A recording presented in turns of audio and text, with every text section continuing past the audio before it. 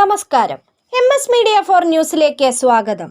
പെരിന്തൽമണ്ണ പരിസരത്തെ വീണ്ടും ഭീതിയിലാഴ്ത്തിക്കൊണ്ട് അജ്ഞാത ജീവിയുടെ ആക്രമണം. അമ്മിനിക്കാട് കോലഞ്ചേരി റിനോജ് എന്നിവരുടെ പോത്തുകിടാവിനെയാണ് അജ്ഞാത ജീവിയുടെ ആക്രമണത്തിൽ ചത്ത നിലയിൽ കണ്ടെത്തിയത്. പേര് റിനോജ്. ഞാൻ പെരിന്തൽമണ്ണ അമ്മിനിക്കാടാണ്. അപ്പോൾ ഞാനിവിടെ അമ്മിനിക്കാട് കുടിയത്തിമലയിലാണ്. അപ്പോൾ ഞാനൊരു 2 ദിവസം മുമ്പ് ചന്തയിൽ നിന്ന് 2 പോത്തുകളെ കൊണ്ടുവന്നിരുന്നു. അതിൽ ഇന്നലെ രാത്രി കൊണ്ടുപോയി 7 മണിക്ക് കൊണ്ടുപോയി തോട്ടത്തിൽ ഞാൻ ടാപ്പ് ചെയ്യുന്ന റാട്ടയുടെ മുറ്റത്ത് കെട്ടിയിരുന്നു.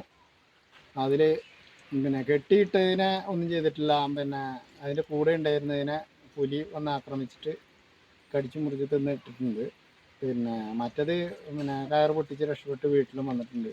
ആക്രമണത്തിന്റെ രീതി അനുസരിച്ച് പുലിയുടേതാകാമെന്ന് സംശയിക്കുന്നതായി വനം വകുപ്പ് ഉദ്യോഗസ്ഥർ അറിയിച്ചു. ഈ അടുത്തായി പരിസര പ്രദേശമായ മണ്ണാർമല ദേശത്തും പുലിയെന്ന് തോന്നിക്കുന്ന രീതിയിലുള്ള ജീവിയെ കണ്ടതായി നാട്ടുകാർ അറിയിച്ചിരുന്നു.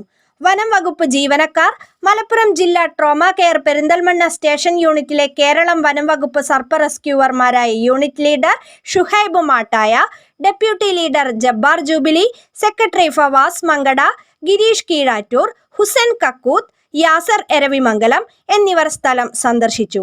കൂടുതൽ സ്ഥിരീകരണം വരുന്നതുവരെ പരിസരവാസികളോട് ജാഗ്രതരായിരിക്കുവാൻ ട്രോമ കെയർ പ്രവർത്തകർ അറിയിച്ചു.